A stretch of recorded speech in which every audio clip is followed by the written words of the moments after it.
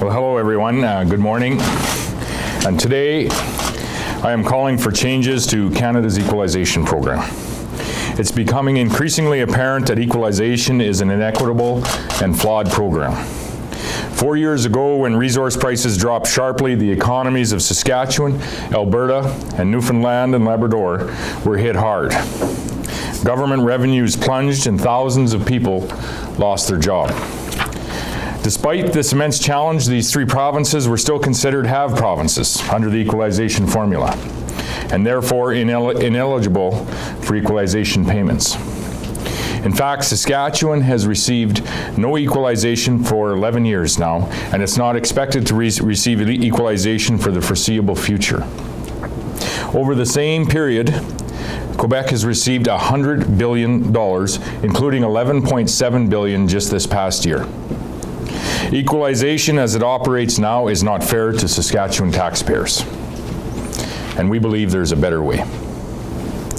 There is a simple change that could be made to the equalization formula to make it fairer for all provinces in our nation, and we call it the 50-50 formula. Under the 50-50 formula, the relative fiscal capacity of each province would continue to be calculated as it is now. Half of the total equalization pool would be distributed using the existing formula. The other half of the pool would be dispensed on a per capita basis. This would ensure that all provinces receive some funding from the equalization program, while continuing to ensure that have-not provinces in our nation would receive significantly more funding. This would not result in any huge windfall to our province of Saskatchewan. Our province would receive about $300 million, about 1.6% of the total equalization pool. But we would receive something, and this would help us pay for important public services here in the province. Some will note that Saskatchewan has received equalization in the past, prior to the past 11 years. While that is true, we have received less than 2% of the $430 billion that has been paid since the program began in 1957. In contrast, Quebec has collected $221 billion, more than 50% of the total. It is also true that provinces do not pay directly into equalization. However, Canadian taxpayers do underwrite the program through federal taxes that we pay. On average, each Canadian contributes about $500 a year to equalization. This amounts to about $600 million a year for the people in the province of Saskatchewan. So even under this new formula, Saskatchewan would only be receiving about half of the amount that our taxpayers pay into it. So under our proposed 50-50 formula, Saskatchewan would remain a have province, and equalization would be fair for all Canadians. Thank you. If there's any questions, I'd be happy to answer them. You said in your news release this morning you'd written to the other premiers and to the Prime Minister. Do you have the backing of any other provinces in this? We've written to all of the provinces to outline our plan and to request that this be put on the Council of Federation agenda here this summer. We've reached out to the outgoing chair, Premier Notley's office, as well as the incoming chair, Premier Gallant's office. They've been receptive to having the discussion at our Council of Federation meeting, as well as I've reached out to some other provinces, premiers across the province, and there is an appetite to have a discussion around the fairness of equalization for all Canadians. From which provinces specifically have you had that, receptiveness? We've talked to provinces, such as Alberta. We've talked to New Brunswick. We've talked to Newfoundland and Labrador. We've talked with the offices in Alberta, as I said, as well as British Columbia and Ontario. They're at least open to the conversation? Absolutely, and that is what we are looking here is to propose. Our proposal, we believe, is simple, fair, and equitable for all Canadians. But what we need to do is have a conversation about the fairness of equalization for all Canadians. To change the equalization formula, you're going to need every province on side. What makes you think that Quebec, say, will have any interest in going this route? The changes to the equalization formula are a decision that the federal government will make in consultation with the provinces. Sure, but the question still stands. What makes you think that Quebec isn't going to fight this tooth and nail? Or any other province that's receiving? No, for certain. These are very sensitive and challenging discussions, but that does not mean that we should avoid them or not have these discussions. We should most certainly have these discussions, as sensitive as challenging as they are for all provinces. But we should have them, and the place to start those discussions, in my view, is the Council of Federation meeting, and that's our request here today. Is let's discuss our equalization formula in the provinces in the nation of Canada to ensure that it is the best formula that we can have and is fair to all Canadians and equitable to all Canadians. The federal government does a number of other distributes a number of other programs in a per capita manner. It's only fair to have the discussion that we would look at half of the equalization formula could be dispersed in that way. Well, let me put it another way, though. Sure. Having the discussion is one thing, but what gives you the confidence that this could go beyond just talk at the council? What makes you think that this could become reality? I think there's a number of provinces across the nation that are looking to have this discussion. What we've put forward is a proposal to start that discussion. We feel it's a fair and equitable and a very simple proposal as well, and we think it should be considered.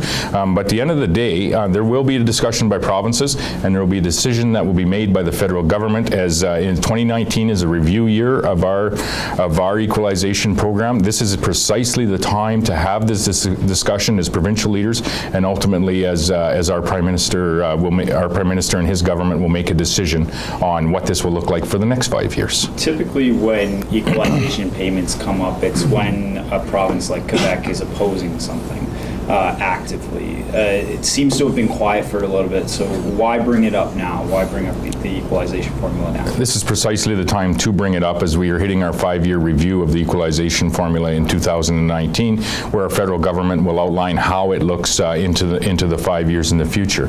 And we should have a discussion. We have a situation here where we have a province in Newfoundland and Labrador that has just recently hit a 14% unemployment rate, and they are not receiving equalization. They have neighboring provinces with 7% unemployment rates that are receiving significant amounts of equalization payments.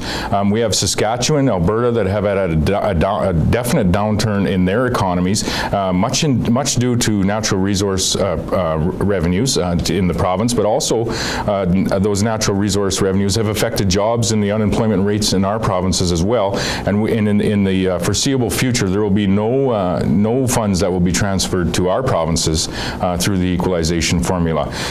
All the while, we have another province that is receiving $11.7 billion, over half of the $19 billion in the pool just this year. So this is precisely the time to have these discussions, as challenging and sensitive as they may be, as 2019 is the time when our 5-year review, our federal government reviews this program, and we'll put forward how it will look the 5 years after that. But at the end of the day, this is a decision by the federal government that will be made by the federal government, and we're advocating with this proposal not only to have the discussion, but putting a simple, fair, and equitable proposal on the table that we think Canadians should look at. Can you explain to people a little bit more clearly why provinces like Newfoundland and Labrador and Saskatchewan, I mean, oil and gas isn't supposed to be part of equalization, is it? And Stephen Harper made changes to the formula. That was one of his election promises. That's why we didn't fight the lawsuit. Why would these provinces be being left out? Can you make that clear for us?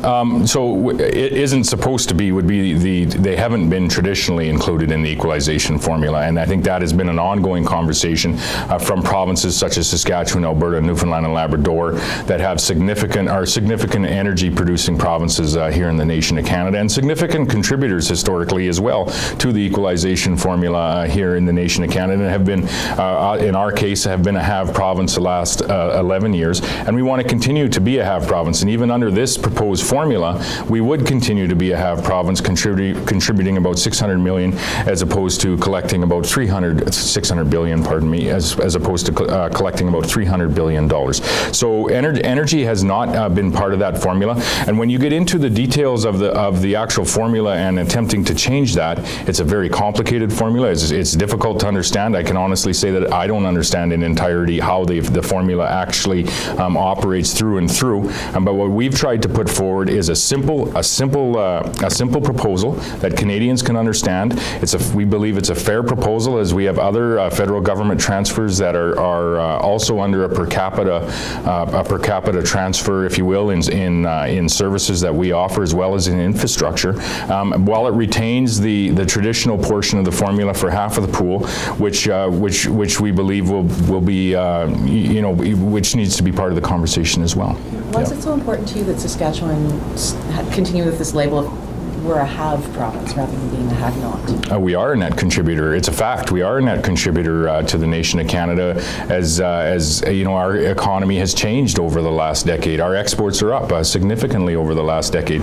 But as we look forward, I think it's fair for us to continue to want to be a net contributor to the nation of Canada, and we do want to continue that. But our environment that we operate our industries in this province has changed over the last few years. We have energy products that we export to customers around the world. We have agriculture products, we have mining products, and manufactured goods. Those industries are facing some headwinds as of late, and we need to ensure that we are in constant communication and ensuring that we're standing for those industries, so that those headwinds aren't impacting those industries to the degree that they potentially could. Headwinds like carbon taxation. We need fair and open trade agreements here in this province, as we are dependent on exports. We are dependent on our competitiveness here in Saskatchewan, and this is an environment that is very, very different than it has been just even a few years ago, and most certainly 10 years ago. Is this the first time that the feds are hearing about it this morning, or have you had preliminary conversations with them as well? We've reached out to the federal government this morning. Our request here today is to add this to the Council of Federation agenda in, I believe, about a month in New Brunswick. We've reached out, as I said, to the previous chair, Premier Notley, as well as the incoming chair, Premier Gallant, to have this added. They're receptive to that, as well as we've signed and sent a letter to all of the premiers, including the Prime Minister's office as well. Any reaction from the feds so far? We've been in contact with them on the telephone, but you'd have to ask them for their reaction. What's the deadline of making a decision to change this formula? I believe the review is 2019 for the federal government to make a decision with respect to how this formula will look over the next 5 years. And can you reiterate a little bit of what that per capita will look like? I understand that half will be the same, but can you just go over the part you want to change?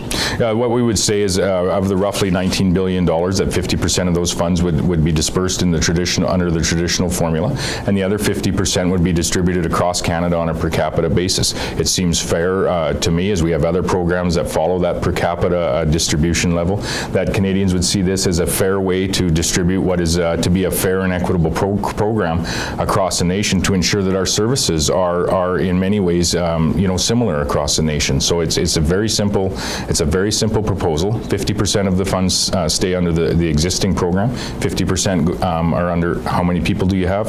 You get this number of dollars. If Saskatchewan were to receive another $300 million next year, what would you do with that? Can you make any commitments at this point? We would put it into our GRF revenues, and we would continue to disperse that $300 million in much the same way that we disperse the dollars that we have in those programs now. Providing the services that the people of the province talk to us about, and I always say the people of the province, I expect their provincial government to provide, in healthcare and in mental health and awareness, in education, in advanced education, in highways, in infrastructure, as well as ensuring that we continue to provide services for our communities most vulnerable. So can you commit that if that money does come in, that it would go towards paying for services rather than paying down debt or bringing the budget back to balance? I wouldn't commit to where those dollars would specifically go with respect. They would go into our general fund, and we would continue to work with Saskatchewan people to ensure that we're providing the services that they expect. And in some cases, they expect us to lower our debt load here in the province. And as you know, we're on our path to balance the budget here on behalf of the people of the province, to ensure that those investments that we have enjoyed over the last decade are sustainable out into generations into the future. future. So it would go into our broad conversation with the people of the province on the services that they expect to see their provincial government providing. If this makes it onto the agenda next month, what are you going to say to the Premier of Quebec, say, to sell this? How are you going to approach that conversation? Well, I think under this formula, you would still see Quebec receive, over $8 billion, a good and significant portion, more than any other province or jurisdiction in the nation of Canada. It would be a fair and equitable program, we believe, or a more fair and equitable program for all Canadians across the nation. And I think the fact that they would still receive a significant portion, a larger portion than any other jurisdiction, is not a bad thing for the people of Quebec. A significant step was made last night in the Senate to legalize marijuana nationwide. Any thoughts on where the process is at in terms of laws and where Saskatchewan is? Yeah, we've been focused on ensuring that we have our provincial regulations in place by the date that was provided to us of midsummer here, and we've been working hard to ensure that we can meet those dates and the criteria that we need to with respect to legislation and regulations. I understand there's going to be an announcement later today. We'll wait for that announcement, and if that changes any of the effort and initiatives that we have from the provincial perspective, or where we work with our municipal and enforcement partners in the province as well, we'll have those conversations very quickly, and if we need to adjust anything, we will. But to date, we've remained focused on the July 1st date that has been put forward, and have continued to work diligently to ensure that the provincial regulations are in place by that time. Would the province be ready if the date is July 1st? Well, that's been the intent, and that's been what the effort has been focused on. In your news release this morning about the equalization piece, you seem to single out Quebec a little bit. And if you're hoping for a more fair and equitable approach, why would you sort of flip it around the other way and single out Quebec in government communications? Well, when you look at some of the comparisons in the way of tuition rates between that province and other areas of the nation of Canada, there is a difference. When you look at the equalization payments that have flowed over since 1957, since the beginning of this program, there is a difference. There is one province in this nation that has received over half of the equalization dollars that have been distributed, over $220 billion in that time, $11 billion last year. The last 11 years, while our province has received $0 from equalization, we have the province of Quebec that has received about $100 billion. We work diligently in this province and are working diligently to ensure that we can balance the budget here in Saskatchewan for the reasons and opportunities that we want to provide the next generation. But it is fair to say through equalization that we now have not only are Saskatchewan people working hard to balance our budget, but through equalization, we're working hard to balance the budget in other provinces such as Quebec. Over the last decade, critics will argue you forewent about $9 billion that perhaps Saskatchewan could have had we continued the legal challenge that the NDP started. We made a decision about a decade ago to not proceed with that legal challenge. As I said, we're operating, our economy here in this province is operating under a very different environment today than we were just 10 short years ago. Our exports are up 45% in the province. Ag exports have more than doubled. We have the industries that we have in energy are facing headwinds in not being able to get their product to our Canadian coastline. That product is now moving on rail, which is constricting some of our potash and some of our agricultural deliveries. We are having trouble accessing the 150 countries around the world that we deal with each and every year. We are having regulatory changes in the way of environmental impact assessments, clean fuel standards that are going to impact and have the potential to greatly impact the economy as we look forward and want to continue to be a have province and a contributing province into the future. But our environment that our industries operate with today has changed immensely just in the last decade. 10 years ago, almost to the date, Don Martin was saying Saskatchewan did not want to go cap in hand to Ottawa looking for a handout, specifically dropping the lawsuit on that basis. Critics will say you forewent about $9 billion. Looking back, regardless of whether our economy's up or down, we're cyclical here. We know that.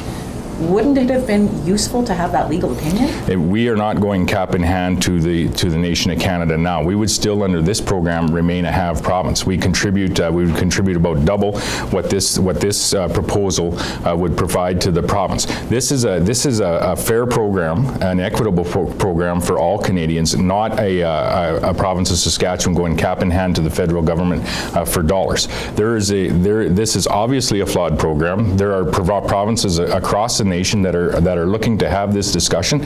We're asking for it to be on the Council of Federation agenda because we believe that's where this discussion should start. This morning, new Premier popularity rankings came out, and you're doing rather well in that. What do you think is behind that?